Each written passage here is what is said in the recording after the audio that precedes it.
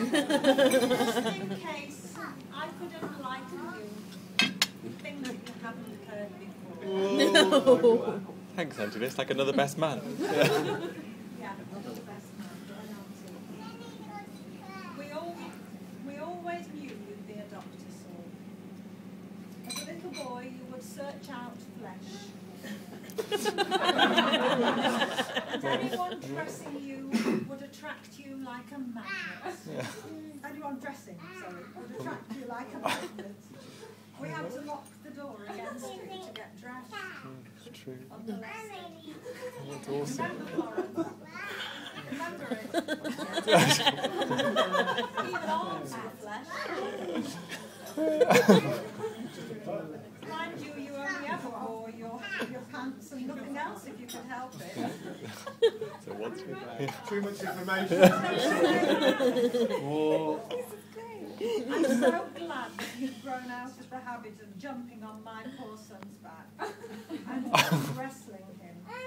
Do you know you broke his toe by chasing him through the house? I always promised myself I'd tell that story, just to let people know what a physical bully you were when you were 7 and he was 14.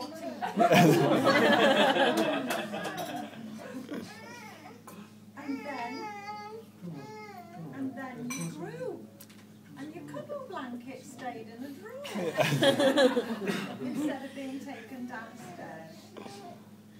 You performed so brilliantly at your bar mitzvah, Sori, and at school, and you're so clever, except when it comes to directions.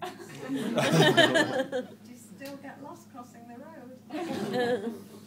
There was Camp America, when you didn't let your mum and dad know you'd arrived, and they phoned up the airline to see if the plane had indeed landed when it was supposed to have done.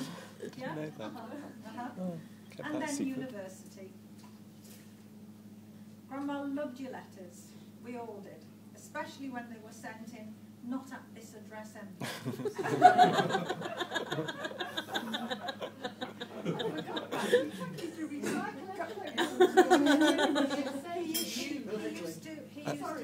He used to send away, he used to fill in the forms and in newspapers and send them away as Mr. Schlüpfelfeder Fagelman.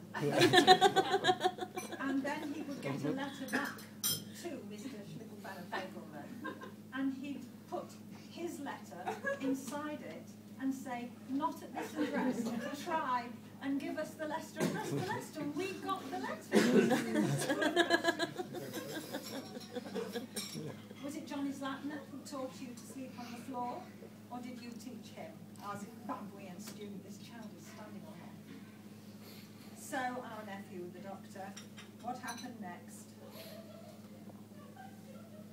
I missed a bit. I'm not unaccustomed as I am. You and I'll do the Australia bit. You're out in Australia. And other eastern ports of call, finding the Lubavitch meals in nearly every city, and always the letters home to Grandma.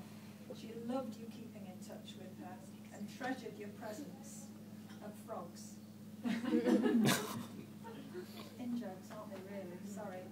You and Georgie have always been so close, debating everything, and relying on each other so much for advice and common interests. You've carried on your mum's interest in the family tree, and have remained always our sword.